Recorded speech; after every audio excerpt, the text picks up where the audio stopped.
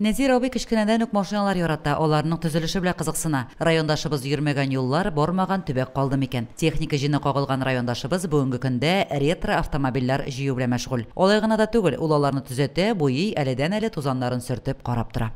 Менә газ писатали машиналарын безнең Советлар Союзы бөтен илләргә саткан. Хәзерге менә интернеттан карап утырган икән. Америкада да йөриләр һаманда бу машиналар. Монда да безнең Союзда да күп машиналар йөриләр. Моннан 3 ел элек Оренбург өлкәсеннән ГАЗ-63 машинасын алып кайткан. Машинаны кабызып, Оренбургтан Мөсимгә кадәр ретро машинада кайткан ул. Без килгәндә Нәзир абый хатада вак-төяк эш белән мәшгуль иде. Солкында машиналары кабынмас дип уйлап ялгышканбыз. Көз көне сүндергән машина ачкычны бору белән кабынып та китте. Машинаның двигателе сәгать теле кебек эшли. Мин монсын алдым инде шул.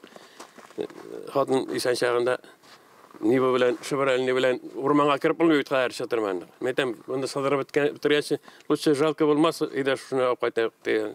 Хатында кашы булмады, алып кайт иде урманга матрушкага тегесенәмсенә йөрер дип. Но аңа насип булмады йөрергә түкә. Ветеран шоферда 1961 елгы Горький заводы коллекциясе тупланып килә. Киләчәктә дә яраткан шөгылемне дәвам итәчәкмен ди Нәзир абый. Җирлегебездәге алтын куллы кешеләр тарихны саклауга менә шулай үз өлешләрен кертә. Лилия Шәймиева, Динар Нуретдинов, Мөслим телевидениесе.